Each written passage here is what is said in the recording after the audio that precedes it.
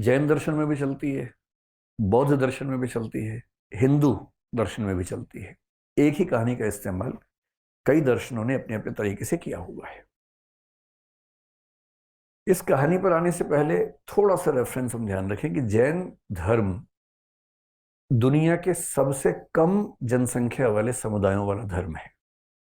आपको आश्चर्य होगा कि हमारे देश की आबादी लगभग 140-50 करोड़ के बीच में है, और जैन समुदाय के कुल आबादी अभी शायद 47 लाख के आसपास है।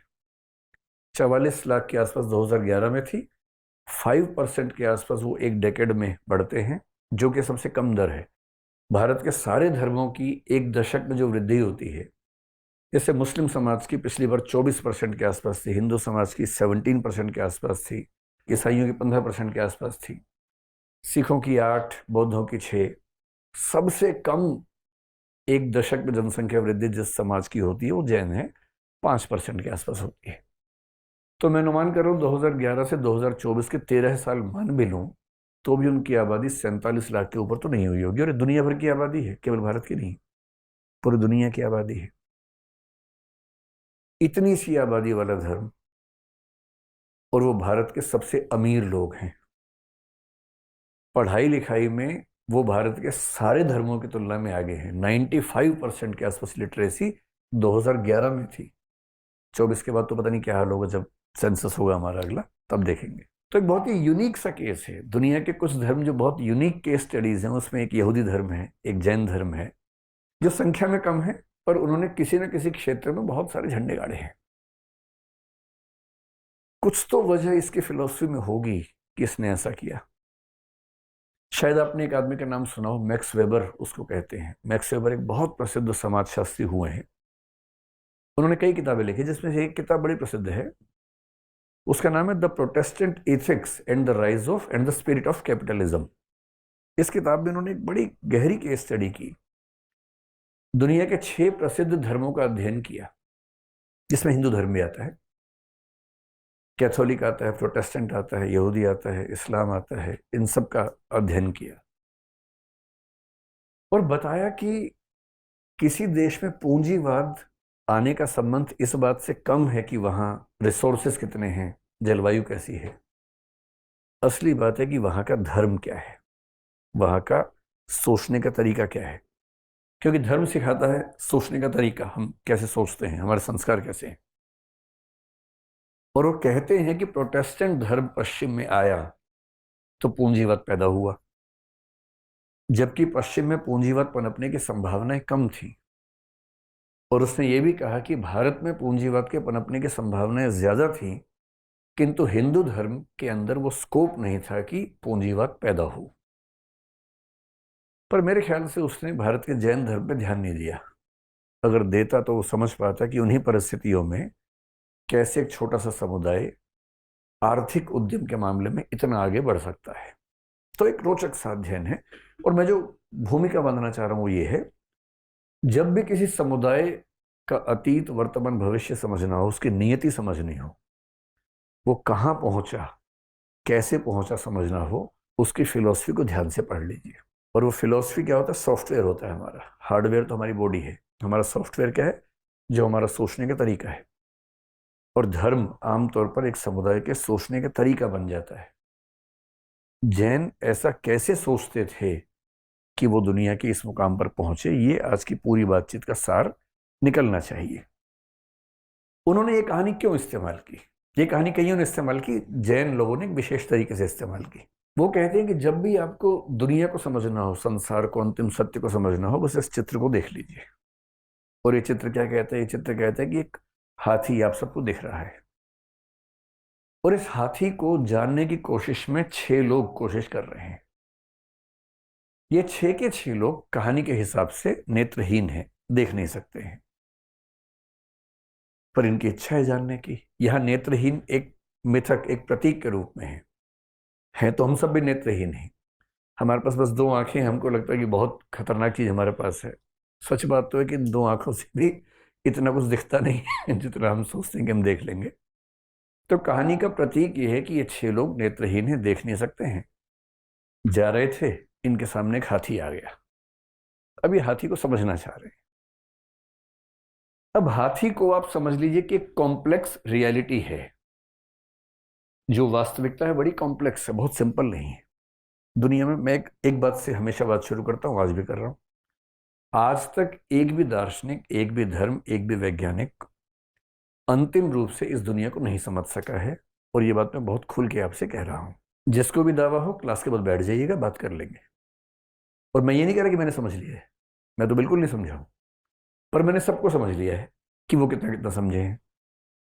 सबके तुक्के हैं, सबके अपने अपने अनुमान हैं। कुछ के तुक्के ज्यादा वैज्ञानिक हैं, कुछ के तुक्के ज्यादा तार्किक हैं, कुछ की सोच ज्यादा शार्प है, ज्यादा बारीक है, कुछ की सोच कम बारीक है। पर ये संसार इतना बड़ा रहस्य है कि आज तक दुनिया में कोई समझ नहीं पाया है। और अगर कोई क्लेम करता है कि उसने समझ लिया है तो वो मजाक की बात है, हंसी मजाक की बात है। किसी को अगर भरोसा है, कोई छोटा सा बच्चा हो आपको बोले मैं छप जानता हूँ, मैं छप जानता हूँ, तो आप क्या करेंगे? उसको आप चिकोटी काटेंगे उसी गाल पे कि तुम सच में बहुत प्यारे हो, तुम सब जानते हो। आपको पता है कि वो नहीं जानता है, पर उसे भरोसा है कि वो जानता है। यही स्थिति दुनिया में हम सब लोगों की है। हमको भरोसा है कि हम बहुत जानते हैं। हम लोग कुछ नहीं जानते हैं, बहुत ही कम जानते हैं। उसी में से थोड़ा सा आज हम पढ़ेंगे यहाँ पर। रियलिटी बहुत कॉम्प्लेक्स है। ये 6 लोग जानना चाह रहे हैं और इनके पास जानने की क्षमताएं कम है। हमारे पास भी बहुत कम क्षमताएं हैं जानने की। इनके पास तो दुर्भाग्य से 2 आंखें भी नहीं है। अब इनमें से एक ने पकड़ लिया इसका दांत। ये दांत को ही अंतिम सत्य मान रहा है। और क्योंकि दांत देख तो नहीं पा रहा है, ये कह रहा है कि ये जो है सामने, ये भाला है, भाला, स्पीयर है। क्योंकि इसके हाथ में दांत आ गया, इसने दुनिया को दांत के माध्यम से भाला समझ के देखा। एक भाई साहब पीछे घूम रहे थे, वो पूंछ लेके खड़े हुए हैं। ये कह रहे हैं दुनिया जो है रस्सी के समान है। The world is like a rope. क्योंकि उसके हाथ में हाथी की पूंछ आ गई है। इतनी सी बात है। जिसके हाथ में हाथी की सूंड है वो कह रहा है कि अरे भागो भागो भागो, अजगर आ गया है। उसको लग रहा है कि जो मेरे सामने चीज है वो अजगर है, पाइथन है, उससे डरने की जरूरत है। एक ने पकड़ लिया है कान। अगर आपने गांव की जिंदगी देखी तो हाथ वाले पंखे झला करते थे पहले। ये पंखे का साइज वैसा ही है। और ये कह रहे कि ये तो पंखा है, जो हाथ से झुलने वाला पंखा होता है, ये पंखा है। ये अजगर नहीं है, ये रस्सी नहीं है, ये पंखा है। जिसके हाथ में आ गया है पैर, वो कह रहे अरे भाई खंबा है, खंबा, ये एक पोल है। और जिसने छू लिया है इसके पेट को, छू छू के थक गया, खत्म ही नहीं हो रहा, वो कह रहा है कि नहीं, ये तो बहुत बड़ी दीवार है, दिस इज ए वॉल। 6 के 6 लोग अपने अपने नजरिए से हाथी को जानने का प्रयास कर रहे हैं। कोई नहीं जान पा रहा है। और इसके 2 कारण हैं। इसीलिए जैन फिलोसफी के 2 सिद्धांत सबसे सुंदर है। अगर आप कम पढ़ना चाहेंगे तो हम केवल उन 2 की बात करेंगे। आप थोड़ा ज्यादा जानना चाहेंगे तो बाकी का भी हल्का जिक्र कर लेंगे। सबसे जो ब्यूटीफुल प्रिंसिपल्स जैन फिलोसफी के हैं वो 2 हैं। एक कहता है कि ये जो सत्य है बहुत ही कॉम्प्लेक्स है। इस कॉम्प्लेक्सिटी ऑफ ट्रुथ के सिद्धांत को बोलते हैं अनेकांतवाद। आपने शब्द जरूर सुना होगा, अनेकांतवाद। जो जैन बच्चे बैठे हैं वो तो रोज सुनते होंगे सुबह शाम घर में पापा मम्मी से कि अनेकांतवाद, अनेकांतवाद। हालांकि मेरे बहुत जैन बच्चों से मेरा परिचय है, समझते वो भी नहीं है। जब मैं उनसे मॉक इंटरव्यू पूछता हूँ कि अंतर बताओ, तो गोल मोल बात करते हैं। तो उनको भी थोड़ा समझने की जरूरत है कि कितना गहरा सिद्धांत बाई चांस आपकी झोली में गिरा हुआ है, आपको पता होना चाहिए वो क्या है।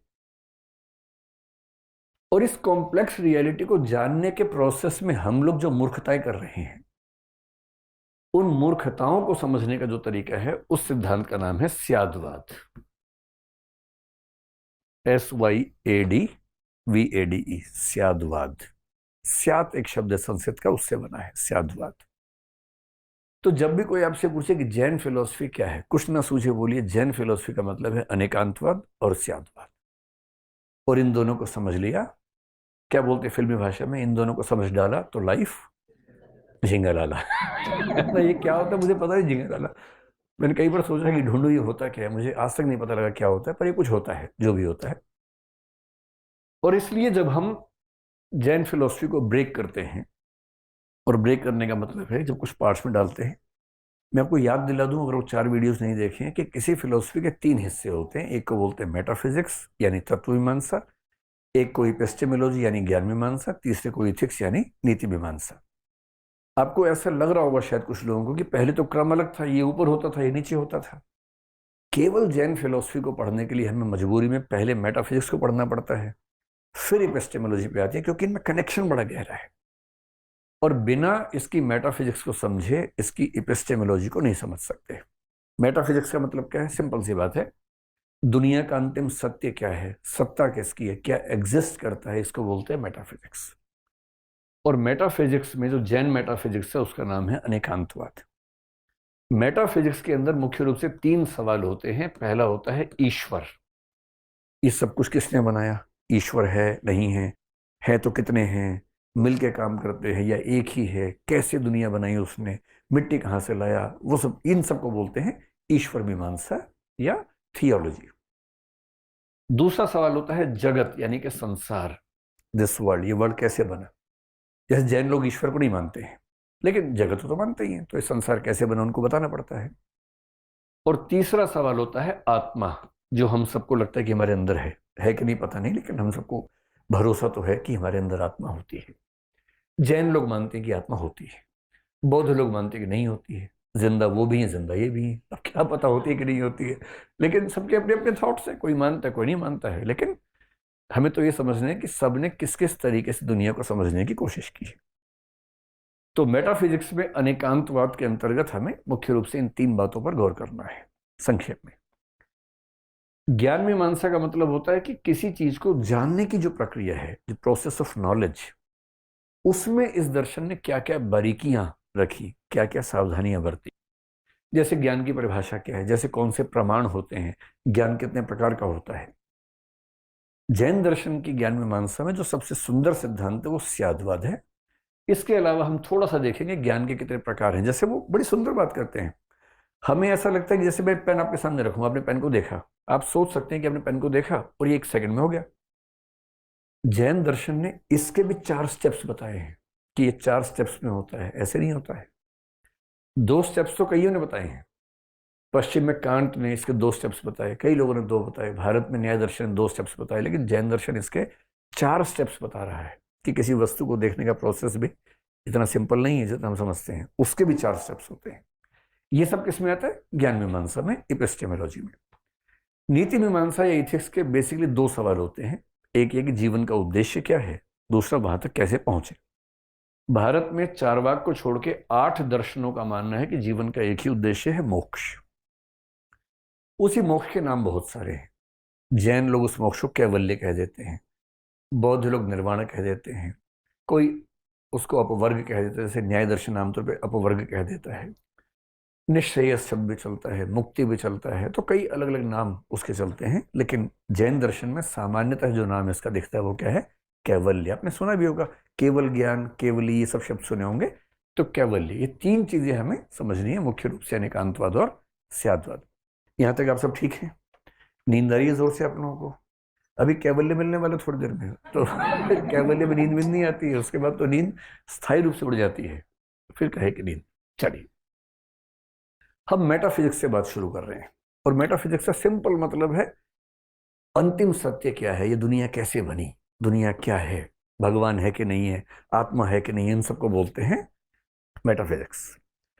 मेटाफिजिक्स का सबसे बेसिक क्वेश्चन होता है कि रियलिटी को हम डिफाइन कैसे करें। बहुत पेच है इसमें। सारा खेल इस बात का कि आप रियलिटी को डिफाइन कैसे करते हैं। जैसे आपने सुना होगा, जैसे मैं एक व्यक्ति हूं, अब अगर कोई मुझसे पूछे कि भाई तुम व्यक्ति थोड़ा ना हो, ये शरीर तो मिथ्या है, ये तो मतलब खत्म हो जाएगा, जल जाएगा, जो तुम सच में हो वो तो आत्मा है। तो मैं अच्छा भला चल रहा था, किसी ने बताया कि तुम चल नहीं रहे हो, ये तो शरीर चल रहा है, पैर चल रहे हैं, तुम नहीं चल रहे हो। और मैं कंफ्यूज हो गया, सुबह तक तो मैं ही चल रहा था, अभी अचानक पता लगा कि मैं चल ही रहा हूँ। तो किसी ने मुझे बताया, जैसे निर्वाण षटकम एक ग्रंथ बड़ा अच्छा है, उसको हम जिक्र करेंगे आगे चल के वेदांत को पढ़ते हुए। वो कहता है कि मैं कौन हूं? मैं ना तो अपना नाम हूं, ना मैं अपनी जाति हूं, ना अपना घर हूं, ना अपना हाथ हूं, ना पैर हूं, ना बुद्धि हूं। मैं तो वो आत्मा हूं जो मेरे भीतर है। अब कोई रियलिटी को इस तरह से डिफाइन कर सकता है। पश्चिमी दर्शन में कितने लोगों ने सिर फोड़ा अपना, 2000 साल तक सिर फोड़ते रहे कि मैं कौन। पश्चिम के दर्शन में बड़ा सवाल है पर्सनल आइडेंटिटी, कि व्यक्ति कौन है। परेशान हो गए हैं। कुछ लोगों ने कहा व्यक्ति पूरा चेतन है, भारत में भी कुछ लोगों ने कहा, जैसे योगाचार्य विज्ञानवाद ने कहा, पश्चिम में लाइबनिज ने कहा। एक डेकार्ट 17वीं सेंचुरी में हुआ जिससे बहुत विरोध है जैन दर्शन का, वो अंदर घुस गया एकदम, अंदर बोला शरीर अलग है, आत्मा अलग है, इन दोनों में कोई मेल नहीं हो सकता। तो भाई कोई मेल नहीं हो सकता तो मेरे हाथ में जब दर्द होता है तो मेरा मूड क्यों खराब हो जाता है, और जब मेरा मन ठीक नहीं होता तो मेरा शरीर शिथिल क्यों हो जाता है, लिंक कैसे बनेगा इनके बीच में। परेशान हो गया, जवाब नहीं दे पाया। मैंने जवाब दिया, बहुत गहरा जवाब भी दिया। अंत में 20वीं सदी में स्ट्रॉसन नाम के एक आदमी ने साफ साफ कह दिया कि जो व्यक्ति होता है ना, ये एक ही होता है, इसको बांटेंगे नहीं ज्यादा, एक ही मान लो वरना टेंशन ज्यादा होती है। क्या रियलिटी है, इसे डिफाइन कैसे करें। भारत के 3 एग्जाम्पल आपके सामने हैं, एकदम एकदम रिवर्स एग्जाम्पल्स हैं। शंकराचार्य भारत के सबसे महान दार्शनिकों में से एक माने जाते हैं। आपने सुना होगा, वो कहते हैं कि केवल ब्रह्म सत्य है, अहम ब्रह्मास्मि, आपने सुना होगा। ब्रह्म सत्यम जगत मिथ्या जीव ब्रह्म है वना पर, उनका प्रसिद्ध सिद्धांत है कि ब्रह्म सत्य है, जगत मिथ्या है। आपने ये वाक्य सुना कि जगत मिथ्या है, सुना तो होगा ही कि ये जगत मिथ्या है। तो वहीं से जब अद्वैत वेदांत पढ़ेंगे तब समझेंगे मिथ्या। मिथ्या मतलब झूठ नहीं होता है, मिथ्या मतलब जो सच और झूठ से अलग है, जो ना सच है ना झूठ है, एकदम पूरा सच नहीं है, उसको मिथ्या बोलते हैं। अभी उससे बात नहीं करेंगे, कभी और करेंगे। तो शंकर कह रहे हैं कि मैं सत्य केवल उसे मानूंगा जो त्रिकाल अबाधित्वम लक्षणम, सत्य की कसौटी पर खरा उतरे। सत्य का लक्षण है तीनों कालों में अबाधित होना, भूतकाल, वर्तमान काल, भविष्य काल, जिसे किसी भी काल में खारिज न किया जा सके, वो सत्य है, बाकी सत्य नहीं। जिसे किसी भी काल में जाना ना जा सके, वो असत्य है। जिसे किसी काल में जाना जा सकता है और किसी काल में खारिज हो जाता है, वो मिथ्या है। एग्जाम्पल ले लीजिए, आपने सपना देखा, आप सुबह 3-4 बजे सपना देखने लगे, तो बड़ा सुंदर सपना देख रहे हैं। वो व्यक्ति आपके सामने जिसको हमेशा चाहते हैं कि सामने हो, पर होता नहीं कभी, आज वो हो गया सपने में। उससे बात चल रही है, बढ़िया बातचीत चल रही है, बस वो आपसे अंतिम वाक्य कहने ही वाला है कि मैं तुम्हें बहुत पसंद करता हूं, इतने में नींद खुल गई आपकी, बस वो आखिरी वाक्य छूट गया है। अब ये बताइए कि जब तक नींद खुली थी उससे 1 सेकंड पहले तक वो सपना था या सच था? एकदम सच था। नींद खुली तो एहसास हुआ, अरे धप, ये तो सपना निकला। और फिर आपको बड़ा अफसोस भी होता है कि अरे यार कितनी सुंदर हसीन दुनिया थी, कहां फंस गए। तो सपना क्या है? मिथ्या है, क्योंकि एक समय सच लगा, एक समय के बाद झूठ हो गया। जो भी एक समय तक सच लगे, एक समय के बाद झूठ हो जाए, वो मिथ्या है। और सत्य वो है जो कभी झूठ नहीं होगा, जो कभी खारिज नहीं होगा। और शंकर बहुत सोच समझ के कहते हैं कि जो कभी खारिज नहीं होगा वो केवल और केवल एक ही सत्ता है, और वो है ब्रह्म। इसका ठीक उल्टा, अच्छा, पश्चिमी दर्शन में 5th सेंचुरी बीसी में ठीक यही बात एक आदमी बोल रहा था, पार्मेनाइडिस नाम का, ठीक यही बात बोल के गया। उसको थियरी ऑफ बीइंग कहते हैं। इसके ठीक विपरीत बात, और पश्चिम में भी पार्मेनाइडिस के साथ ही एक आदमी और हुआ, हेराक्लाइटस, वो ठीक वही बात बोल रहा है जो बौद्ध दर्शन के शुरुआती लोग, महात्मा बुद्ध और बुद्ध के बाद के जो हीनयानी बौद्ध हैं, वो बोल रहे थे। एकदम सेम बात बोल रहे हैं, और इसके विपरीत बोल रहे हैं। वो क्या कह रहे हैं? अर्थ क्रियाकारित्वम लक्षणम सत्, कि सत होने का लक्षण है जिसमें अर्थ क्रिया सामर्थ्य हो, अर्थ क्रिया कारित्व के सामर्थ्य हो। इसका मतलब क्या होता है? अर्थ क्रिया का मतलब है उत्पादन करना, जिसमें कुछ उत्पादन करने की क्षमता है, वो सत है। If you can produce something you are real, if you can not produce something you are unreal. इनके हिसाब से ये थोड़ा सोच के देखिए। बौद्ध दर्शन तो बहुत सोचने पर मजबूर करता है, दिमाग का दही कर देता है एकदम। जैसे मैं कहूं कि मैं, जैसे मेरी उम्र 50 साल है, आप सब तो 16 साल के दिख रहे हैं, लेकिन मेरी उम्र तो 50 साल है। जैसे मैं कहूँ कि 50 साल का हूं, तो बुद्ध हंसेंगे इस बात पे, ठाका मार मार के, कहेंगे पागल हो गया, तू है कौन, तू 50 साल का है। वो कहेंगे भाई विज्ञान ये कहता है कि हमारी सारी कोशिकाएं, सारी सेल्स 7 साल में चेंज हो जाती हैं। आप में से कई लोग बायोलॉजी के होंगे, मतलब लाइफ साइंसेस के होंगे, आप इस बात को जानते भी होंगे कि 7 साल होते होते हमारी सारी सेल्स चेंज हो जाती हैं। तो बड़ा गहरा सवाल है कि आज अगर मैं 50 का हूं तो आज से 10 साल पहले जो 40 का था उसकी एक भी कोशिका मेरे अंदर नहीं है, एक भी सेल मेरे पास नहीं है, और तुर्रा ये है कि मैं वही हूं, जबकि एक भी सेल वो नहीं है। अगर आज से 10 साल पहले मैं की एक भी कोशिका मेरे अंदर नहीं है, और 40 वाले में 30 वाले की नहीं थी, 30 वाले में 20 वाले की नहीं थी, 20 वाले में 10 की, और 10 वाले में एक वाले की नहीं थी, तो कैसे ये क्लेम करें कि वो व्यक्ति जो आज से 50 साल पहले पैदा हुआ था वो वही व्यक्ति है? कितनी बार चेंज हो चुका है। तो फिर बुद्ध कहते हैं कि सत्य को थोड़ा बारीकी से ढूंढो, और गहराई में जाओ, और गहराई में जाओ।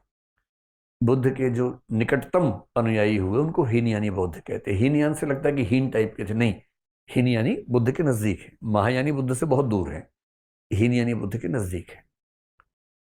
वो कहते हैं कि मनुष्य का शरीर कुछ नहीं है, वो कोशिकाएं हैं। उनको कोशिका शब्द नहीं पता है उस समय तक, शब्द आज का है कि हमारा शरीर कुछ ऐसे एटम से बना है जो हर समय चेंज हो रहे हैं।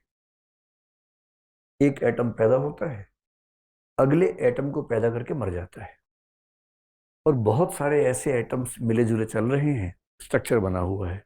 समाज, हमारे समाज में आज से 125 साल पहले एक भी ऐसा आदमी नहीं था जो आज भी है, पर समाज चल रहा है।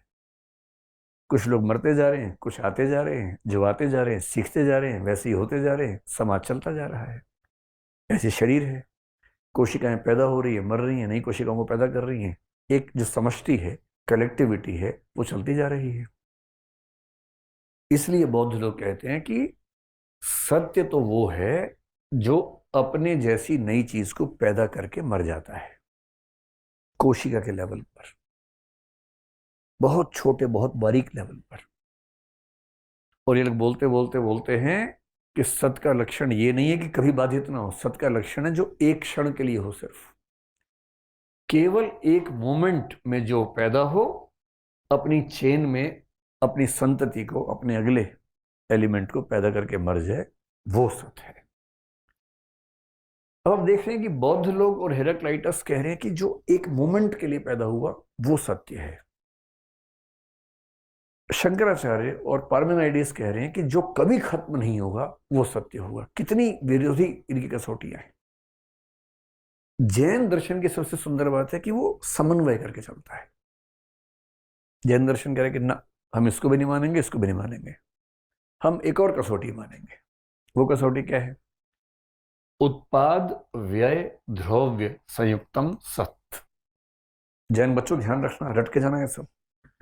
आज जाति पापा को सुना देना, एकदम जैसे कुछ बोले संस्कृत में दो मार रहा उनके सामने, बढ़िया सी पंक्तियां, घबरा जाएंगे एकदम, सोचेंगे कि हमारा बच्चा मुनि होने की राह पे है। तो उत्पाद व्यय द्रव्य संयुक्तम सत, इसका मतलब क्या होता है? इन दोनों को मिला दीजिए। सत वह है जिसमें दो चीजें संयुक्त रूप से हों। तीन दिख रही हैं पर दो हैं दरअसल। उत्पाद और व्यय। उत्पाद का मतलब उत्पन्न होता हो, व्यय का मतलब खत्म हो जाता हो। जो चीज पैदा होती है और खत्म होती है, हम तो उसे सत्य मानेंगे। यहां तक लग रहा है कि इनके वाली बात कर रहा है, लेकिन साथ में कह रहे ध्रुव्य। ध्रुव्य का मतलब होता है नित्य, जो कभी खत्म ना होता हो। हम तो मानेंगे कि सत्य वो है जो न कभी खत्म होता हो, और उसी में कुछ ऐसा भी हो जो पैदा भी होता हो, खत्म भी होता हो।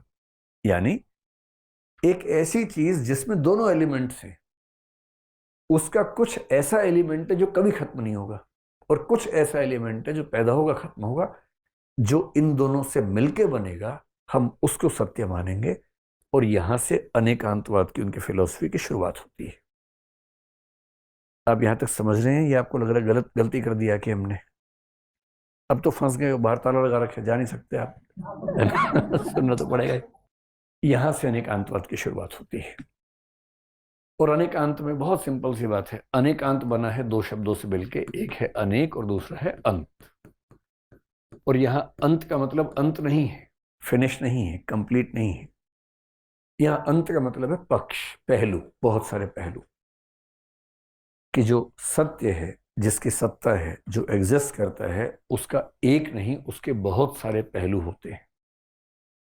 और इसी बात को ये कहते हैं अनंत धर्मकम वस्तु। प्रत्येक वस्तु के अनंत धर्म होते हैं। या धर्म का मतलब लक्षण से है, विशेषताओं से है, हिंदू मुसलमान से नहीं है, विशेषताओं से है।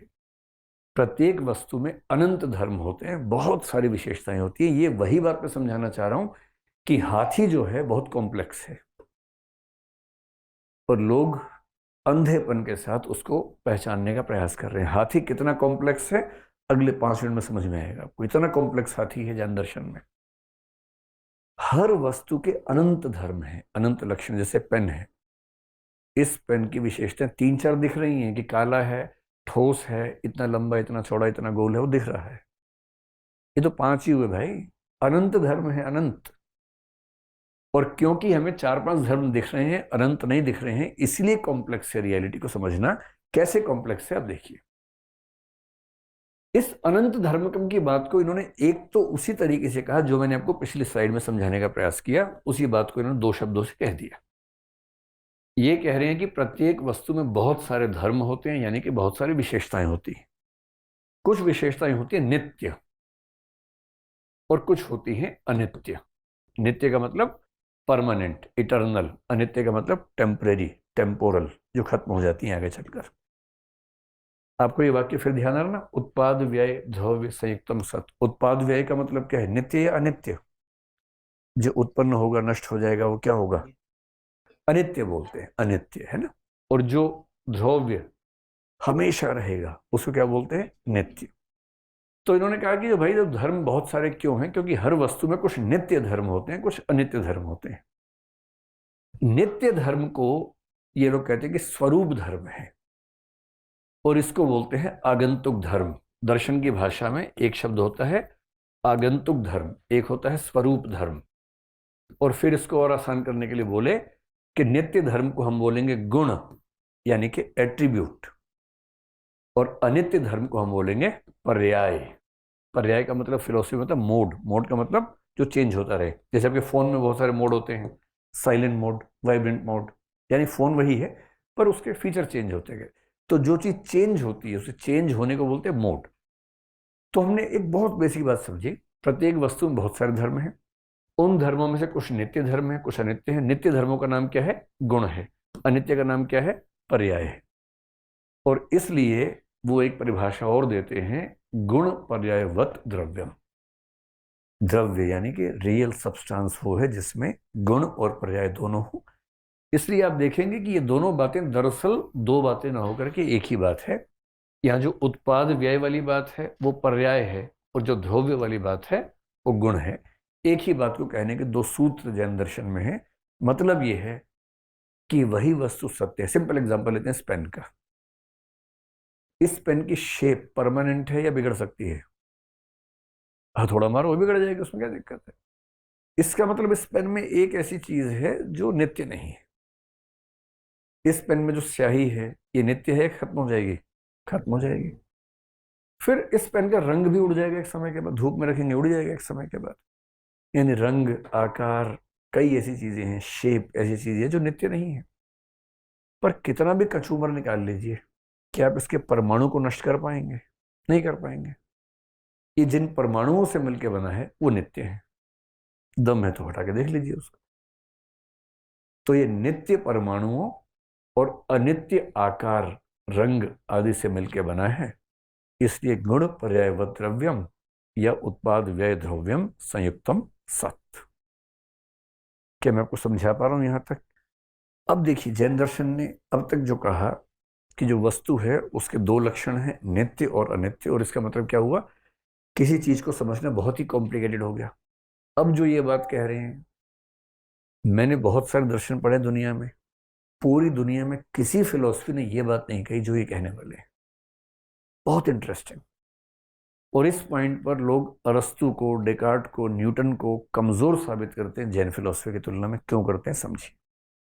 लेट अस एज्यूम कि तीन चीजें हैं, एक है ए, एक है बी और एक है सी। तीन चीजें हैं, तीन वस्तुएं हैं। और तीन वस्तुएं तो इन सब में बहुत सारे गुण भी होंगे, सीधी सी बात है। मान लेते हैं कि इनमें 7 7 8 8 कुछ विशेषताएं हैं। वैसे तो अनंत है, पर हमने समझने के लिए 5 6 भी मान ली। ये जैन फिलोसफी के परस्पेक्टिव से बात कर रहे हैं। अब हम क्या सोचते हैं कि अगर मुझे ए को जानना है, तो ए को जानने का मतलब है यदि मैंने इन सबको जान लिया तो मैंने ए को जान लिया। और एलोपैथिक मेडिसिन का तरीका पहले आमतौर पर यही रहा। उसने कहा कि हार्ट को समझने के लिए हार्ट को ठीक से स्टडी कर लो, और अगर आपको मसल्स को समझना है मसल्स को ठीक से स्टडी कर लो। एक समय तक एलोपैथी में क्लासिफिकेशन ज्यादा केंद्र में रहा, क्योंकि साइंटिफिक टेम्पर वही करता था। जब साइंस की डेवलपमेंट 17वीं सेंचुरी से तेजी से हुई, 19 में बहुत तेजी से हुई, तो साइंस का तरीका है कि क्लासीफाई करते जाओ और क्लासीफाई करके फोकस करके स्टडी करो। एक बेसिक तरीका साइंस में दिखता है। पर जैन दर्शन तो एक अलग ही बात कर रहा है, एकदम अजीब सी बात कर रहा है। वो क्या कह रहा है? वो कह रहे हैं कि एक की जो विशेषताएं हैं वो दो तरह की हैं। एक को बोलते हैं स्वपर्याय, एक को बोलते हैं परपर्याय। गजब की बात कर रहा है। जैसे ए की ये वाली विशेषता, मान लेते हैं इसका नाम एक्स है, इस विशेषता का नाम एक्स है। और बी की इस विशेषता का नाम वाई मान लेते हैं, और सी की इस विशेषता का नाम जेड मान लेते हैं। ठीक। अब वो कह रहे हैं कि ए को समझने के लिए एक्स को समझना पड़ेगा, क्योंकि एक्स ए की विशेषता है। पर वो कहते कि नहीं, ये सारी जो विशेषताएं हैं ए की, एक्स सहित, ये केवल उसके स्वपर्याय हैं। स्वपर्याय का मतलब वो मोड जो उसके अंदर है। लेकिन आप ए को तब तक ठीक से नहीं समझ सकते जब तक आप ए के पर पर्याय को भी ना जान लें। पर पर्याय क्या है? पर पर्याय का मतलब ए की वो विशेषताएं जो ए में नहीं किसी और में एग्जिस्ट करती हैं, यानी कि वाई। ए का स्व पर्याय है एक्स, और ए का ही पर पर्याय है वाई, पर पर्याय है जेड। यानी इस पेन की सारी विशेषताओं को समझने के दो रास्ते हैं। पहला, पेन के अंदर जो विशेषताएं हैं स्वपर्याय। दूसरा, पेन के बाहर जो विशेषताएं हैं। और पेन के बाहर की विशेषताओं का मतलब इस मोबाइल फोन की जो विशेषताएं हैं, वो विशेषताएं इस पेन के पर पर्याय हैं। और इस पेन की जो अपनी विशेषताएं हैं वो इस फोन के लिए क्या है? पर पर्याय हैं। और इसका मतलब ये हुआ कि दुनिया की हर चीज हर दूसरी चीज से इस तरह से कनेक्टेड है कि जब तक आप सारी वस्तुओं को नहीं जान लेंगे, आप एक वस्तु को भी पूरी तरह से नहीं जान सकते हैं। इसको आज की भाषा में बोलते हैं होलिज्म, इकोलॉजिकल फिलॉसफी। 1973 में नॉर्वे के एक वैज्ञानिक भी दार्शनिक ने, आर्यनेस ने कहा कि हम दुनिया में पहली बार एक फिलॉसफी शुरू कर रहे हैं जिसका पर्पस ये है कि दुनिया की हर चीज आपस में कनेक्टेड है। इकोलॉजी की सेंस में फिलॉसफी को देखना होगा। और भारत के लोग हंसते हैं इन बातों पर, क्योंकि इससे ज्यादा गहरी बात इस लेवल पर जैन लोग कह चुके हैं। और इसलिए उनका एक सूत्र है, बड़ा प्यारा सूत्र है, एको भावः सर्वथा येन दृष्टः। एक भाव को, एक वस्तु को पूरी तरह से जिसने देख लिया, सर्वे भावाः सर्वथा तेन दृष्टः, उसने संसार की सारी वस्तुओं को संपूर्णता में जान लिया। जो व्यक्ति एक वस्तु को संपूर्णता में जान लेता है, वो दुनिया की हर वस्तु को संपूर्णता में जान लेता है। और इसका मतलब हर चीज को जाने बिना किसी एक चीज को भी पूरी तरह से नहीं जान सकते हैं। ये जो अप्रोच है, जिसको हम आजकल इकोलॉजी की दुनिया में इकोलॉजिकल फिलॉसफी कहते हैं, वो जैन दर्शन को सबसे यूनिक बनाने वाली बात है। जब भी कोई आपसे पूछे अनेकांतवाद में क्या खास बात है, आप बताना। अनेकांतवाद में 3 खास बातें हैं। नंबर 1, सत्य होने के लिए केवल नित्य होना काफी नहीं है, केवल अनित्य होना काफी नहीं है, दोनों होने चाहिए। दूसरा, किसी वस्तु को संपूर्णता में अगर जानना है उसके नित्य लक्षण भी पता होने चाहिए, अनित्य भी पता होने चाहिए। और तीसरा, किसी वस्तु को ठीक से जानना है, उस वस्तु के स्वपर्याय भी पता होने चाहिए, पर पर्याय भी, यानी सारी वस्तुओं की समग्रता में ही किसी वस्तु को जाना जा सकता है, किसी वस्तु को अकेले में, एकांत में अलग करके नहीं जाना जा सकता है। इन तीन सूत्रों के समूह को बोलते हैं अनेकांतवाद। अब इस अप्रोच के बाद वो कहते हैं कि अब हम इस दुनिया को समझ सकते हैं कि इस दुनिया में क्या क्या एग्जिस्ट करता है, कैसे कैसे एग्जिस्ट करता है। इसको बोलते हैं द्रव्य। द्रव्य का मतलब होता है सब्सटेंस। सब्सटेंस का मतलब क्या क्या चीजें एग्जिस्ट करती है। उन्होंने कहा कि दो तरह की चीजें एग्जिस्ट करती हैं, एक होता है अस्तिकाय, एक होता है नास्तिकाय, यानी अनस्तिकाय या नास्तिकाय दोनों शब्द चलते हैं, एक्सटेंडेड और नॉन एक्सटेंडेड। इस दुनिया में दो तरह की चीजें हैं, एक वो जो स्थान घेरती हैं, एक वो जो स्थान नहीं घेरती हैं। पूरी दुनिया समझाना चाह रहे हैं कि दुनिया कैसे बनी है पूरी। जो चीजें स्थान नहीं घेरती हैं, नॉन एक्सटेंडेड चीजें, उनमें केवल एक चीज आती है, टाइम, क्योंकि टाइम कोई स्थान नहीं घेरता है। हालांकि जो नई व्याख्या टाइम की आ रही है, अब आइंस्टीन के जमाने में ये बात आने लगी कि टाइम भी जो है वो स्पेस की ही नेक्स्ट डायमेंशन है। तो नई व्याख्याएं आती है समय के साथ, लेकिन दर्शन में जनरली ये प्रिज्यूम किया गया कि टाइम स्थान नहीं घेरता है। तो इन लोगों ने कहा एक एलिमेंट इस दुनिया में ऐसा है जिसके लिए स्पेस नहीं चाहिए, वो टाइम है। और बाकी जो सारे हैं वो एक्सटेंडेड हैं, जो स्थान घेरते हैं, यानी कि अस्तिकाय हैं। और इसमें इन्होंने दो भाग कर दिए। एक को कहा जीव, जीव का मतलब आत्मा, जैन फिलोसफी में जीव मतलब आत्मा। और एक को कहा अजीव, यानी जीव से जो अलग है उसको बोलते हैं अजीव। अजीव से अलग में चार चीजें मानते हैं, एक होता है पुद्गल, एक होता है आकाश, धर्म, अधर्म। इनमें से आकाश, धर्म, धर्म के बारे में एक एक मिनट समझना है हमें। जो समझना है केवल जीव और पुद्गल, क्योंकि संसार सारा इनसे बना हुआ। आकाश क्या होता है? कुछ फिलोसफर्स मानते हैं कि आकाश और स्पेस दो अलग चीजें हैं, कुछ मानते हैं कि एक ही चीज है। जैन फिलोसफी मानती है कि आकाश और स्पेस एक ही चीज है, यानी आप और मेरे बीच में जो है वो क्या है? आकाश है, स्पेस है। हम जिसके अंदर बैठे हैं वो क्या है? आकाश है, स्पेस है। धर्म अधर्म इनके यहाँ कुछ अलग शब्द है। यहाँ इसका मतलब ये होता है, जैसे मछली के लिए पानी क्या है? पीने की बात नहीं हो रही है यहाँ पर अभी, मछली को तैरना है। तो गति के लिए जो सहायता करे वो धर्म है, और जो गति को रोकता हो वो अधर्म है। जैसे धूप में चलते हुए अचानक पेड़ की छांव देखी, तो पेड़ की छांव पॉसिबिलिटी बनाएगी कि आप रुक जाएं। जो चीज आपकी गति रोक सकती है उसको अधर्म कहेंगे, जो चीज आपको गति दे सकता है उसको धर्म कहेंगे।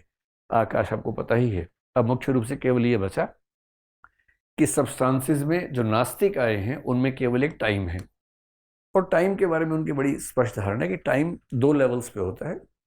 जो एब्सोल्यूट लेवल पे टाइम है उसको बांट नहीं सकते। ये तो व्यावहारिक स्तर पर हम टाइम को बांट लेते हैं, वर्षों में, महीनों में, घंटों में, सेकंड्स में, मिनट्स में। टाइम नहीं बढ़ता है। हम अपने तरीके से समझने का प्रयास करते हैं, लेकिन जो एब्सोल्यूट टाइम है वो अनडिवाइडेड है, अनक्लासिफाइड है, एब्सोल्यूट है।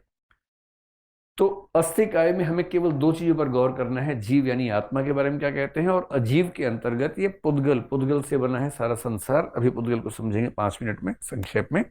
पहले समझिए कि आत्मा क्या है। आत्मा बड़ा टेढ़ा मामला होता है। आप सबको भरोसा है ना कि आत्मा है आपके अंदर? पक्का है? देखी है आप लोगों ने कभी किसी और की आत्मा देखी हो? कभी रात को जंगल में जाए तो कहते कि आत्मा दिख जाती है। आप में से किसी का प्राथमिक अनुभव है आत्मा देखने का? मेरा भी नहीं है अभी तक। और मैंने सुना है टीवी पे कई चमत्कारी बाबाओं को भी देखा है जो आत्मा देखने का दावा करते हैं। आत्मा निकाल लेते हैं अंदर से, फिर आत्मा छोड़ भी देते हैं। तो मेरे तो अब तक ऐसा पाला पड़ा नहीं किसी के साथ। पड़ेगा तो देखेंगे। क्या पता अगली बार मैं कहूँ कि मैंने इस बीच में देख ली है। अभी तक तो मेरा कोई पाला पड़ा नहीं है। भूत प्रेत से भी नहीं पड़ा, और आत्मा से भी नहीं पड़ा, परमात्मा से भी सीधा तो नहीं पड़ा अब तक। एक ही बार पड़ेगा। पड़ेगा, अभी तो थोड़ा टाइम मिल ही जाए तो अच्छा है।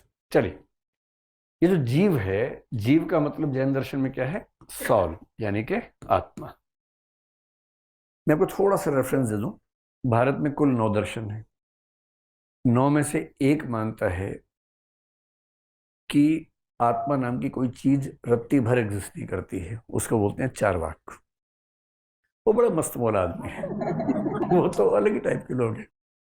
और मुझे पता नहीं क्यों लगता है कि हो सकता है कि आज से 100 साल बाद वो सही साबित हो जाए, क्योंकि उनकी बात में साइंस थोड़ी ज्यादा दिखती है।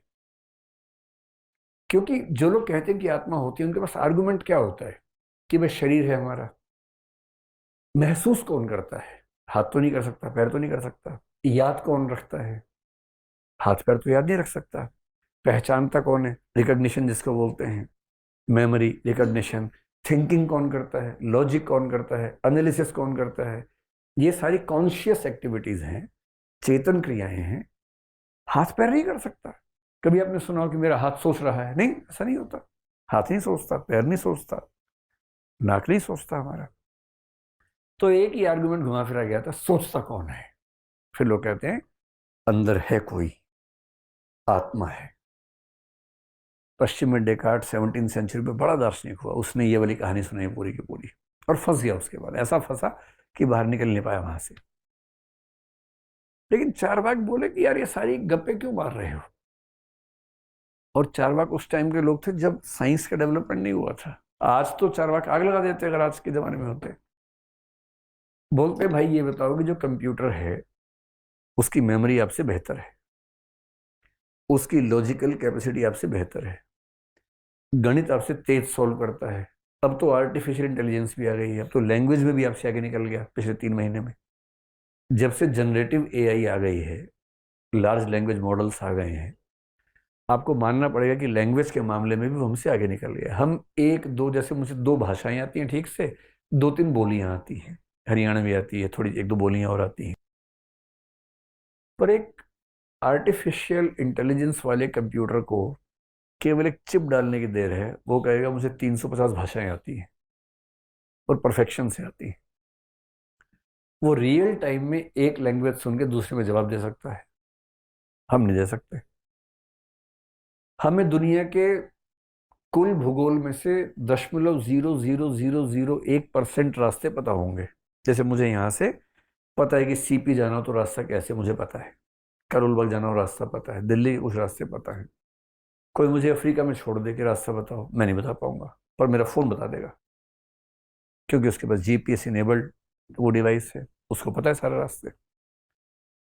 तो सोचने के मामले में, मेमोरी के मामले में, एनालिसिस के मामले में, लॉजिक के मामले में, मेमोरी रिट्रीवल के मामले में, रिटेंशन के मामले में, जितने मामलों में हम सोचते थे कि आत्मा है, उन सब मामलों में भौतिक वस्तु हमसे आगे निकल चुकी हैं।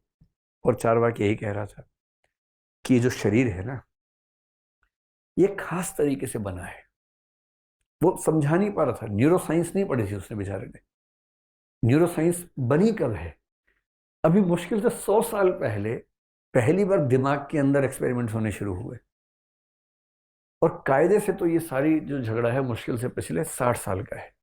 जब हमने ईईजी जैसे एक्सपेरिमेंट्स किए, इलेक्ट्रोएन्सेफेलोग्राफ करना शुरू किया, दिमाग के ऊपर इलेक्ट्रोड्स लगा के अंदर की जो इम्पल्सेस हैं, जो इलेक्ट्रिकल इम्पल्सेस हैं, उनको स्टडी किया, और हम समझ पा रहे हैं कि जब मैं इमोशनल होता हूं तो मेरी खोपड़ी के कौन से हिस्से में ज्यादा वाइब्रेशंस होते हैं, और जब मैं सोचता हूं तो खोपड़ी के कौन से हिस्से में ज्यादा उस समय इम्पल्सेस आती हैं। और आजकल कई लोग कहने लग गए हैं कि सोचना, महसूस करना, ये सब जो है खोपड़ी के, दिमाग के, ब्रेन के अलग अलग हिस्सों के इलेक्ट्रिकल एक्टिविटीज हैं, उससे ज्यादा कुछ नहीं है। ये कहते हैं, अभी साबित नहीं हुआ कुछ भी। अभी डिबेट है कॉन्शियसनेस के बारे में, बहुत डिबेट है अभी। कहीं मौका मिलेगा तो उससे हम बात करेंगे। उस पर मैंने अभी इस बीच में बहुत सारी किताबें मंगवा ली हैं, आजकल पढ़ रहा हूँ उन सबको, साइंस के भी और जो नए एक्सपेरिमेंट्स हैं न्यूरो साइंस के, वो भी। कुछ क्लैरिटी नहीं है अभी तक। पर चारवाक कहना यह चाह रहा है कि जैसे कंप्यूटर है वैसे हमारा शरीर है, जैसे कंप्यूटर के अंदर सॉफ्टवेयर है, हमारे अंदर भी सॉफ्टवेयर है। और एक सिंपल तरीके से उसकी भाषा में न्यूरो साइंस इम्पल्सेस वो नहीं आ रहा, पर वो कह ही रहा है कि शरीर के अंदर कुछ क्रियाएं इस तरह से होती है कि चेतना या चिंतन अपने आप पैदा हो जाता है। बुद्ध कह रहे हैं कि ना, आत्मा तो नहीं है। बुद्ध भी कह रहे हैं आत्मा नहीं है, पर वो कह रहे हैं कि चेतना एक नदी की तरह है, एक रिवर की तरह फ्लो करती है।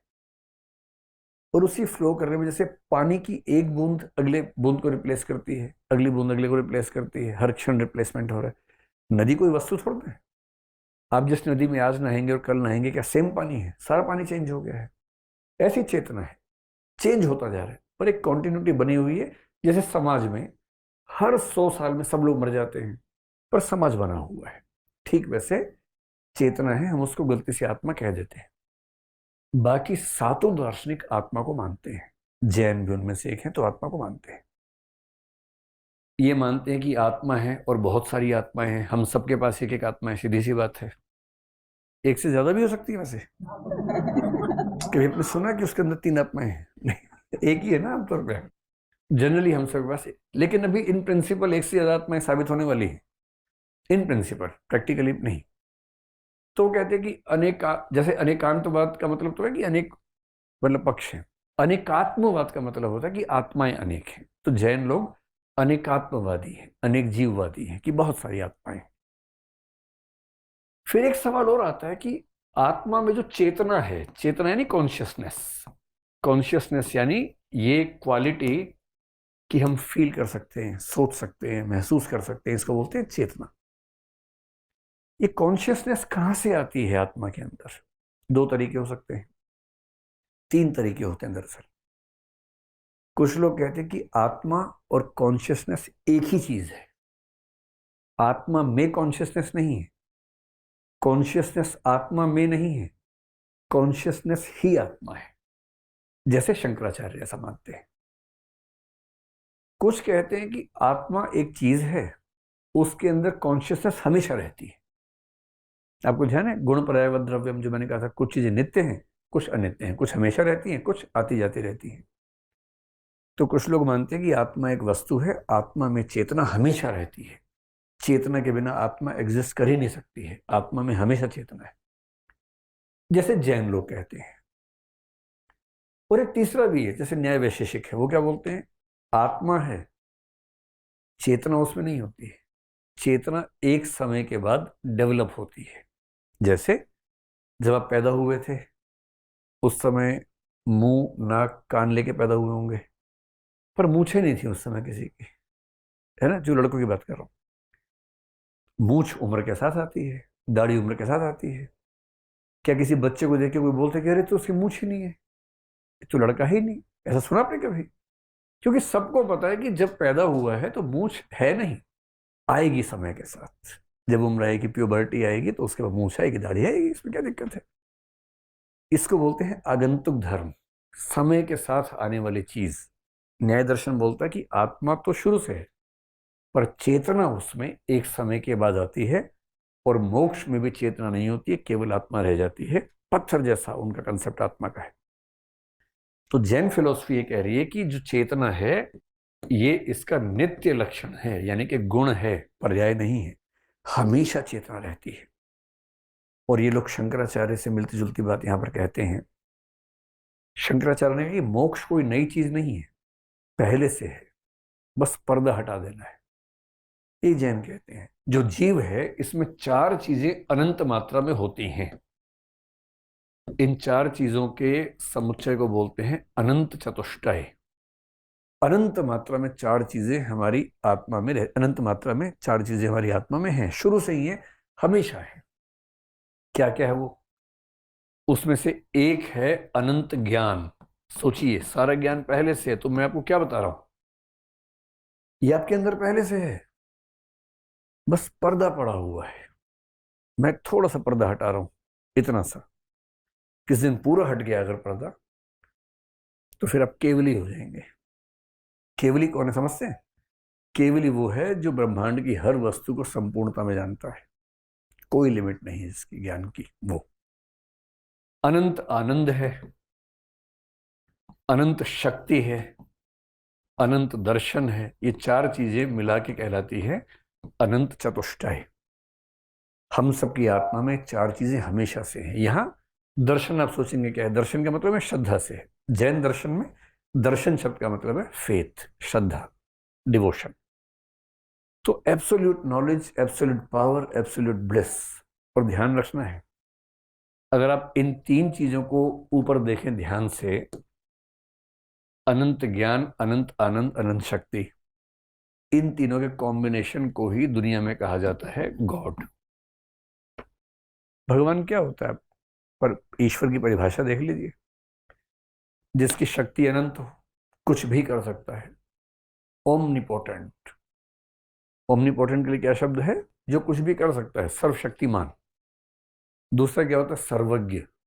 सर्वज्ञ का मतलब ओमनिशियंट, अनंत ज्ञान जिसके पास अनंत शक्ति है, अनंत ज्ञान है, अनंत आनंद है, इतना ब्लिस में है, उससे किस चीज की कमी है? हम सब बोलते ना शाम को, अरे यार बोर हो रहे हैं, खालीपन सा है। भगवान बोर होता होगा कभी? वो तो इतना ब्लिस किस स्टेट में है कि बोरियत होने का मतलब ही नहीं, क्योंकि वो अनंत आनंद में है। जो तीन लक्षण भगवान के माने गए हैं, वो तीन प्लस एक जैन दर्शन हर आत्मा के अंदर डाल देता है। बस ये है कि एक पर्दा सा पड़ा होता है, जिसको बंधन कहते हैं। उस बंधन की वजह से हमें पता नहीं होता, लेकिन हर जीव के अंदर अनंत चतुष्टय है। इसके बाद जैन दर्शन ने एक ऐसी बात कह दी है जो थोड़ी सी विवादास्पद है। यहां जो मैंने कहा था चेतना वाली बात, ये वही है, चैतन्य लक्षणों जीवा। जीव का लक्षण है चैतन्य, उसमें तो चैतन्य होता ही होता है। ये जो अगली बात है लंबी सी, पढ़ के भी घबराहट हो रही होगी आपको इसको, ये ऐसी कौन सी बात कहती है? अच्छा, कभी आपने सोचा कि आत्मा का वजन कितना होता है, आत्मा की लेंथ कितनी होती है, आत्मा का साइज क्या होता है? कभी सोचा आपने इस बारे में? बहुत लोग मानते हैं कि आत्मा का साइज हो ही नहीं सकता, क्योंकि आत्मा कॉन्शियस चीज है। जैसे आपके विचार का साइज नहीं होता। आप कहें कि आज मेरे मन में 2.5 किलो की फीलिंग आ रही है, ऐसा कभी नहीं बोलते ना आपकी, मेरी फीलिंग में वजन कितना है। या आज मेरे मन में जो विचार आया वो रेक्टेंगुलर विचार आ रहा है। रेक्टेंगल का विचार आ सकता है, पर विचार रेक्टेंगुलर नहीं हो सकता ना अपने आप में, विचार तो विचार है। तो जो थॉट्स हैं, फीलिंग्स हैं, कॉन्शियस चीजें हैं, उनका आकार, उनका वजन, ये सब नहीं होता है। लोग मानते हैं कि आत्मा भी वैसी चीज है, ईश्वर भी वैसा ही है। अगर ईश्वर है तो कॉन्शियस है। आप ईश्वर का आकार मत पूछिए कि कितना लंबा, कितना चौड़ा, कितना मोटा है, मत पूछिए, वो भद्दा सवाल है, नहीं पूछना चाहिए। अब जैन लोगों ने एक बड़ी यूनिक बात कह दी है। एक बार शंकराचार्य से पूछा गया कि भाई आत्मा का साइज क्या है? बोले, अरे पागल, ब्रह्म ही आत्मा है, एक ही ब्रह्म है। शंकर ये नहीं मानते कि हम सबकी आत्माएं अलग अलग हैं, एक ही आत्मा है बस। हम सब तो भ्रांति के शिकार हैं। एक ही आत्मा है, वही ब्रह्म है, उसकी कोई लिमिट नहीं है, एब्सोल्यूट है। इसको बोलते हैं विभु परिमाणवाद, कि आत्मा जो है किसी भी लिमिट से परे, एब्सोल्यूट, इस आकार की आत्मा है। न्याय दर्शन फंस गया। उसने कहा इतनी बड़ी कर देंगे तो हर शरीर में कैसे घुसाएंगे? हर बॉडी के अंदर होनी चाहिए आत्मा। तो उसने कहा कि आत्मा होती है, बहुत छोटी सी होती है, इतनी सी होती है, एकदम इतनी सी। यही डेकार्ड फंस गया था। डेकार्ड ने कहा कि आत्मा शरीर के अंदर होती है। पूछा कहाँ होती है? तो बड़ी लंबी लंबी कहानी सुना के बोला पीनियल ग्लैंड में होती है। पीनियल ग्लैंड आजकल तो ब्रेन के एक हिस्से को बोलते हैं पीनियल ग्लैंड, उसके हिसाब से यहाँ इसके आसपास कहीं होना चाहिए था पीनियल ग्लैंड। कुछ लोग मानते हैं कि नहीं, ब्रेन के अंदर ही बोल रहा था। पीनियल ग्लैंड के अंदर आत्मा होती है। उससे पूछा अच्छा थोड़ा समझाओ जरा। शरीर और आत्मा के बीच का लिंक एस्टेब्लिश करने के लिए पीनियल ग्लैंड होता है। लोगों ने कहा अच्छा ये बताओ, शरीर एकदम भौतिक है, आत्मा एकदम अभौतिक है, इनके बीच में कैसे कम्युनिकेशन हो रहा है? जैसे मैं यूं कहूं कि एक इलेक्ट्रिक स्टैंड है, यहां एक विचार खड़ा हुआ है, एक विचार और इस लकड़ी की मेज में कैसे बातचीत होगी? इसकी प्रॉपर्टीज एकदम अलग है, उसकी एकदम अलग है, कम्युनिकेशन कैसे होगा? तो उसने बड़ा सोच के बोला, छक्का मारा उसने नोबल पे, कहा कि एक पीनियल ग्रंथि होती है, पीनियल ग्लैंड होता है, स्प्रिंग जैसा होता है, बॉडी में कुछ होता है तो इसकी मूवमेंट होती है, इसकी मूवमेंट से उधर पता लग जाता है। आत्मा में कुछ होता है तो ये मूव करती है, उससे बॉडी को पता लग जाता है। लोगों ने कहा वाह डेकार्ट, वाह क्या बताया है, कमाल ही कर दिया। बस एक बात और बता दो कि ये जो पीनियल ग्लैंड है, ये भौतिक है कि चेतन है? और बात आ गई ग्राउंड जीरो पे, क्योंकि इसका कोई जवाब नहीं है। अगर ये भौतिक है तो समस्या वहीं की वहीं है, चेतन है तो भी समस्या वहीं की वहीं है, कनेक्शन कैसे होगा? इन चीजों से बचने के लिए न्याय दर्शन ने बड़ी सुंदर बात कही कि आत्मा होती है बहुत छोटी सी होती है। तो लोगों ने कहा फिर ये बताओ कि हाथ में चोट होती है तो फीलिंग कैसे आती है? बोले जैसे दीपक छोटा सा होता है पर प्रकाश हर जगह फैल जाता है, ठीक वैसे ही आत्मा छोटी सी होती है किंतु उससे चेतना पूरे शरीर में व्याप्त हो जाती है। लोगों ने कहा वाह क्या एग्जाम्पल दिया है, मजा आ गया।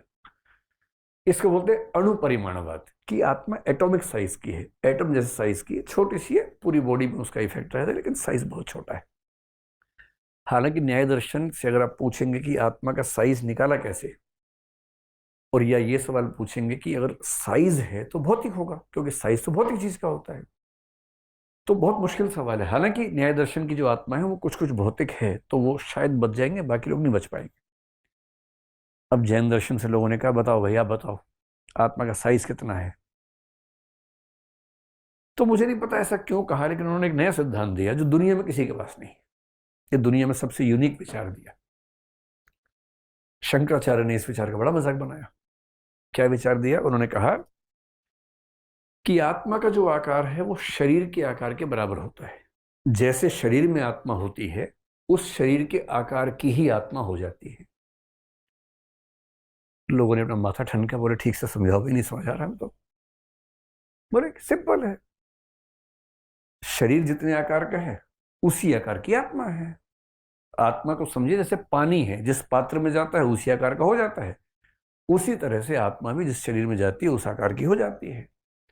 फिर समझाने के लिए बोले पिपीली का पुद्गलम प्राप्य पिपीली का भवती, हस्ती पुद्गलम प्राप्य हस्ती भवती। ये देखने में आतंकवादी वाक्य लग रहा है, बहुत आसान है। इसका इसका मतलब बहुत आसान है। पिपीली का होती है चींटी, पुद्गल का मतलब शरीर, पुद्गल का मतलब भौतिक, तो यहां शरीर के सेंस में चींटी का शरीर प्राप्त होता है, पिपीली का भवती, तो आत्मा चींटी जैसी हो जाती है। हस्ती का मतलब होता है हाथी, हाथी का शरीर प्राप्त होता है तो हाथी जैसी हो जाती है।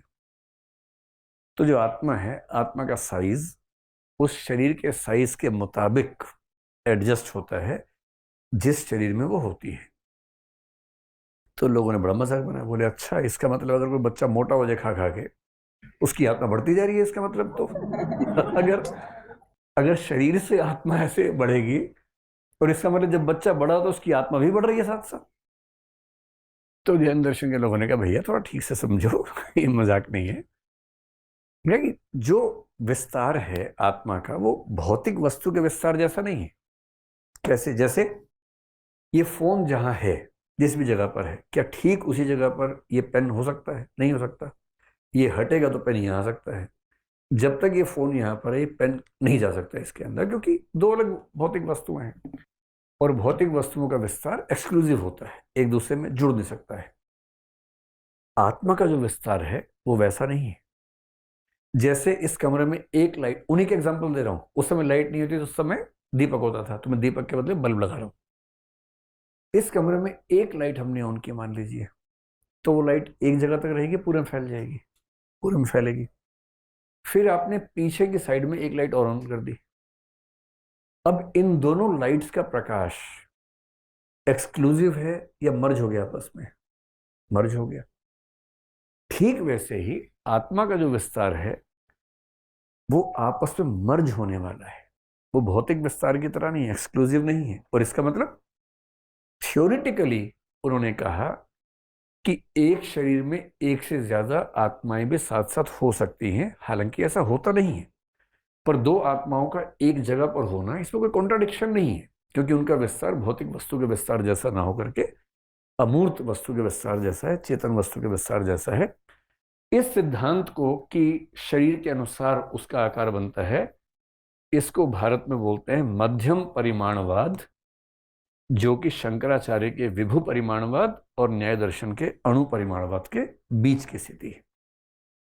न्याय क्या बोल रहा है? छोटी सी आत्मा होती है। शंकर क्या बोल रहे हैं? पूरे ब्रह्मांड को एक आत्मा, मतलब वो स्पेस में नहीं कहना चाह रही कि उसको हम समझें, लेकिन अगर समझें तो एब्सोल्यूट है, कोई लिमिट नहीं है उस आकार की। ये क्या बोल रहे हैं? शरीर के आकार के अनुसार आत्मा होती है, और इसीलिए हाथ में भी चोट लगे तो फील होता है, पैर में लगे तो फील होता है। इसका मतलब आत्मा पूरे शरीर के साथ संपर्क में रहती है, और इसी विचार को उन्होंने मध्यम परिमाणवाद कहकर अपनी बात कन्वे की। जो आत्माएं हैं दो तरह की हैं, एक है बद्ध जो हम सब हैं, मुक्त का मतलब जिनको मोक्ष मिल गया, जो मोक्ष मिल के पार हो गए, जैसे तीर्थंकर हैं। आपने सुना होगा कि जैन दर्शन में 24 तीर्थंकर माने जाते हैं। उनके काल की धारणा में बहुत सारे कालखंड हैं, उनमें से एक जो काल होता है उसमें दो हिस्से होते हैं, एक उत्सर्पिणी एक अवसर्पिणी। तो अभी एक अवसर्पिणी चल रही है। एक अवसर्पिणी में या उत्सर्पिणी का मतलब आरोहण का काल, आगे बढ़ने का काल। अवसर्पिणी मतलब पीछे जाने का काल। तो अभी हम अवसर्पिणी में हैं और इसमें 24 तीर्थंकर होते हैं। एक अवसर्पिणी में 24 हो चुके हैं, जिसको हम कलयुग कहते हैं। कुछ कुछ उस तरह का भाव समझिए कि एक पतन का काल है। जब ये काल खत्म होगा, नई सीरीज शुरू होगी उत्सर्पिणी की, फिर 24 तीर्थंकर आएंगे लंबे लंबे समय के गैप के बाद। इस तरह से वो समझते हैं। वो तीर्थंकर क्या है? मुक्त जीव है। सारे मुक्त जीव तीर्थंकर नहीं होते, पर तीर्थंकर सारे मुक्त होते हैं। इसको मोक्ष में समझेंगे। जो अगर मैं कहूं कि ये जीव है, और जीव दो प्रकार के हैं, एक है बद्ध यानी बंधे हुए, हम सब जैसे हैं। बंधे हुए मतलब जो इस दुनिया में जी रहे हैं, संसार में फंसे हुए हैं, जिनकी इच्छाएं हैं, सपने हैं, जिनके मन में आता है काश मेरे पास ये भी हो, काश मेरे पास वो भी हो, काश बढ़िया सा फोन हो, काश बढ़िया सा बॉयफ्रेंड गर्लफ्रेंड हो। ये सब मन में जिनके भाव आते हैं वो सब बद्ध जीव है, बंधे हुए जीव है। मुक्त का मतलब पार हो गए हैं इन सबसे। जो बद्ध है वो दो प्रकार के हैं। क्या लाइफ साइंसेस पे उनकी कमांड है। एक है स्थावर, एक है त्रस। स्थावर का मतलब होता है स्टैटिक, त्रस का मतलब मोबाइल। मोबाइल मतलब मोबाइल फोन नहीं, जो चलते फिरते हैं, जिनमें मूवमेंट है, मोबाइल। वो कहते हैं जो स्थावर जीव हैं उनमें सिर्फ एक सेंस होती है। हमारे अंदर कितनी सेंस होती है? 5 सेंसेस। इन लोगों ने कितनी गहरी स्टडी की। 2 सेंसेस, 3 सेंसेस, 4 सेंसेस, 5 सेंसेस। 5 तरह के जीव हैं। एक सेंस वाले, 2 वाले, 3 वाले, 4 वाले, 5 वाले। उसे भी क्लासीफाई कर रखा है। जिसमें सिर्फ एक सेंस है, वो केवल टच समझता है और कुछ नहीं समझता। टच सेंसेशन, स्पर्श। तो जिनके पास एक सेंस है वो केवल टच समझते हैं, वो स्थावर हैं, पड़े हुए हैं, हिल भी नहीं सकते हैं। जो 2 सेंस वाले हैं उनको टच के साथ जो दूसरा है टेस्ट होता है, स्वाद, जीव वाला। फिर 3 वाले आते हैं, वो टच, टेस्ट और स्मेल करने लगते हैं। स्मेल करने लगते नहीं, मतलब स्मेल समझ में आने लगती है उनको। जो चौथा है वो इन तीनों के साथ साथ, जिसको व्यू कहेंगे, देखने की क्षमता, वो भी आ जाती है। और जिनमें 5 हैं, 5वीं जो पावर है वो होती है लिसनिंग की पावर, सुनने की क्षमता।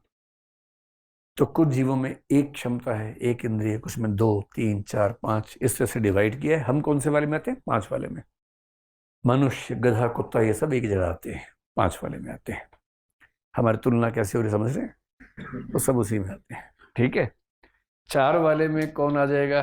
जैसे जो देख भी सकते हो, देखने में मक्खी, आप मान लीजिए मक्खी, पता है देख सकती है, खतरनाक देख सकती है।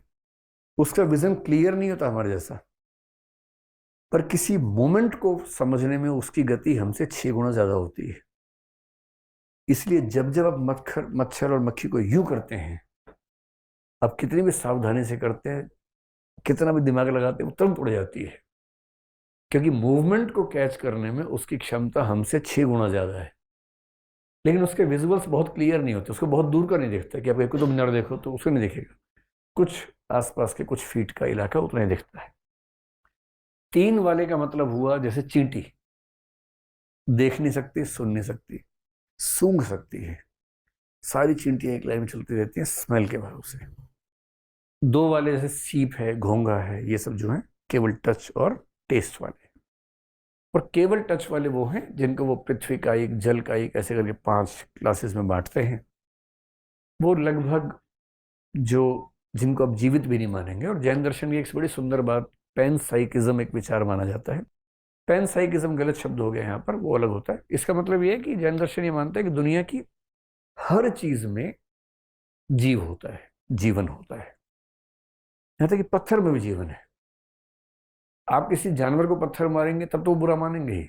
आप पत्थर से पत्थर मारेंगे तो भी कहेंगे कि भाई क्यों परेशान कर रहे हो, पत्थर के अंदर भी जीव हो सकता है, पृथ्वी का एक जीव हो सकता है, क्यों उसको दर्द पहुंचाते हो। तो वो इस लेवल तक की एक्सप्लेनेशन जीव के मामले में करते हैं।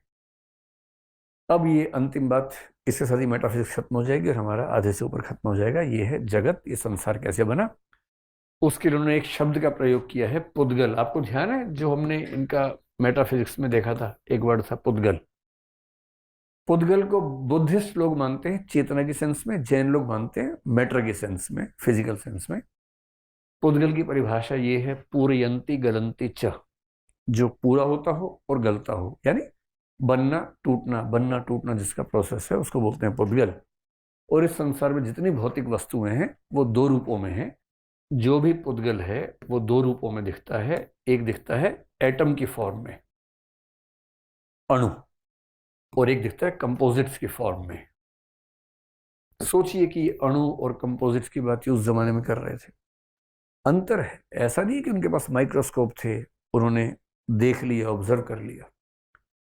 इसको बोलते हैं फिलोसॉफिकल एटॉमिज्म। फिलोसफी में कई लोगों ने अनुमान कर लिया था कि दुनिया अणुओं परमाणुओं से ही बनी होगी। और भारत की बात करूं, जैन दर्शन ने किया, न्याय वैशेषिक ने किया, हीनयानी बौद्धों ने किया। ये तीनों मानते हैं कि दुनिया परमाणुओं से बनी है, एकदम क्लियर मानते हैं। हाँ, इनके परमाणु अलग अलग टाइप के हैं।